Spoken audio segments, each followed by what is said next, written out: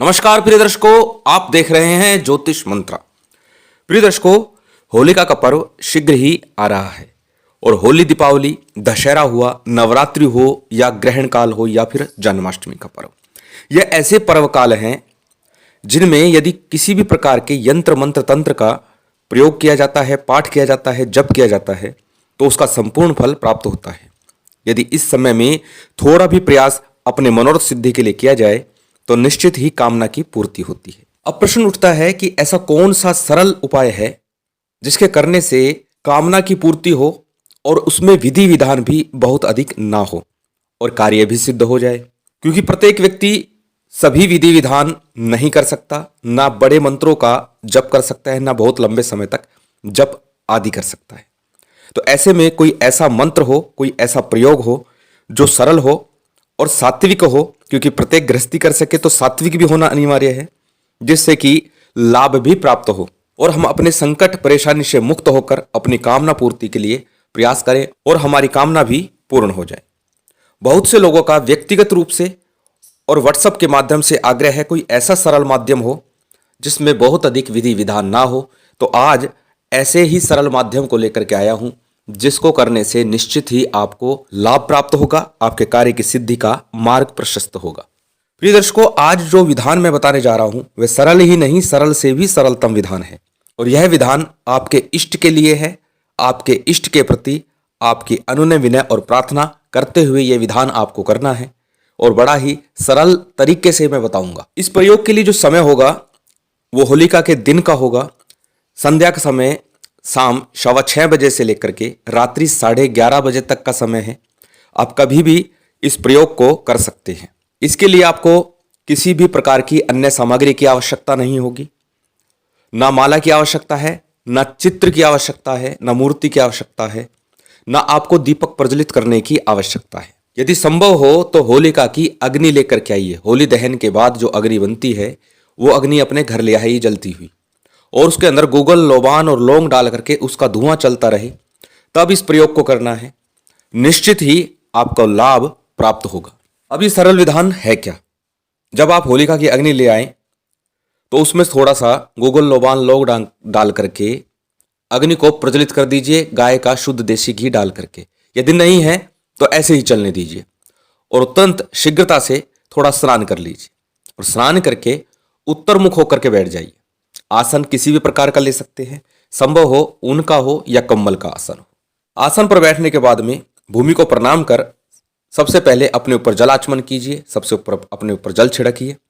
जल छिड़कने के बाद में अपने दाहिने हाथ में जल लीजिए, अक्षत पुष्प लीजिए यदि हो तो, नहीं तो मात्र जल लेकर के संकल्प कीजिए कि किस मनोरथ सिद्धि के लिए आप ये प्रयोग करना चाह रहे हैं। अपना नाम बोलिए, अपना गोत्र बोलिए, उस दिन का तिथि वार नक्षत्र बोलिए और फिर अपना मनोरथ बोलिए। और इतना बोलने के बाद में उस जल को जो आपने हाथ में लिया है उसे किसी पात्र में छोड़ दीजिए या फिर श्री गणेश जी महाराज पर अर्पित कर दीजिए। अब इतना कार्य कर लिया, इसके बाद में 10 बार आपको प्राणायाम करना है। श्वास को अंदर खींचिए, रोकिए, फिर छोड़िए। ये प्राणायाम कहलाता है। श्वास को अंदर खींचिए, जितनी देर आपसे रोका जाए रोकिए, फिर छोड़िए। 10 बार ऐसा करने के बाद मन को शांत चित्त करके उसके बाद अपने इष्ट के किसी भी एक मंत्र का आपको बिना माला के एक निश्चित अवधि तक जप करना है। अब आप पहले सोच लिए कि आप 1 घंटा बैठ सकते हैं, 2 घंटा बैठ सकते हैं और उनसे मानसिक रूप से अनुनय विनय प्रार्थना करते रहिए। यदि आप मंत्र जप नहीं कर सकते, आपको चालीसा याद है अपने इष्ट की, हनुमान चालीसा है, आपके इष्ट हनुमान जी हैं, हनुमान चालीसा याद है, हनुमान चालीसा का पाठ कीजिए। पुस्तक लेकर के कर सकते हैं, इसमें ऐसा नहीं है कि पुस्तक लेकर के नहीं कर सकते, पुस्तक लेकर कर सकते हैं। लेकिन उस समय जब आप पाठ करें तो धुआं चलते रहे तो श्रेष्ठ रहेगा। मन में प्रार्थना चलती रहनी चाहिए। यदि आप माँ काली का इष्ट रखते हैं तो काली चालीसा का पाठ कर सकते हैं। यदि भैरव जी का इष्ट रखते हैं, भैरव चालीसा का पाठ कर सकते हैं। नरसिंह भगवान के किसी मंत्र का जाप कर सकते हैं, विष्णु भगवान के किसी मंत्र का जाप कर, यानी जो आपके इष्ट हैं, जिन्हें आप सर्वाधिक मानते हैं, जो आपके हृदय में बसे हैं, उन्हीं के किसी मंत्र का लगभग 2.5 घड़ी अर्थात 1 घंटा इस समय के अंदर आपको उनका पाठ करना है, जप करना है, ध्यान करना है। और मैं नहीं समझता इससे सरल विधान कुछ हो सकता है। ना भोग की आवश्यकता है, ना किसी अन्य विधि विधान की। जितना आप कर सकते हो उतना कीजिएगा, लेकिन आवश्यकता यहाँ पर यह है कि पूर्ण मन से संकल्प लीजिए।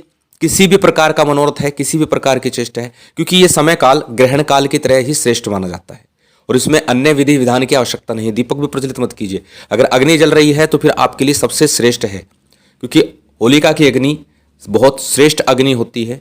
इस पर किया गया किसी भी प्रकार का तंत्र कार्य निश्चित ही शीघ्र प्रभावी हो जाता है। और ये मैं ऐसे ही नहीं बोल रहा, अनेक बार प्रयोग किया है, कराया है और हर बार मैं स्वयं करता भी हूं। बहुत ही सरल विधान है ये। अब प्रश्न उठता है, यदि चालीसा का पाठ करें तो कितना पाठ करें? तो वैसे तो हनुमान चालीसा में भी आया है, यह 100 बार पाठ कर कोई छूटे फंद महासुख होई।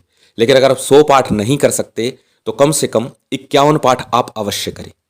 51 पाठ में आपका 1-1.25 घंटा ही लगना है, ज़्यादा लग जाएगा थोड़ा सा, लेकिन इतना तो कर ही सकते हैं। और इसी प्रकार अन्य चालीसा में भी अंतिम पंक्ति हमेशा यही है कि जो इसका पाठ करता है उसे सर्व सुख की प्राप्ति होती है, उसके सभी संकट समाप्त हो जाते हैं। और चालीसा में होता क्या है? चालीसा में उस देवी देवता की महिमा का गान होता है, अपने संकट निवारण के लिए प्रार्थना होती है। तो दोनों ही कार्य होते हैं और साथ ही साथ संकट निवारण के साथ साथ अपनी कामना पूर्ति का उद्देश्य रखा जाता है। तो आप इतना करके भी लाभ प्राप्त कर सकते हैं और इस समय को व्यर्थ नहीं जाने देना चाहिए। ये जो समय होता है ये बड़ा श्रेष्ठ समय होता है। इस समय में अवश्य ही अपने मनोरथ सिद्धि के प्रयास को अवश्य करना चाहिए।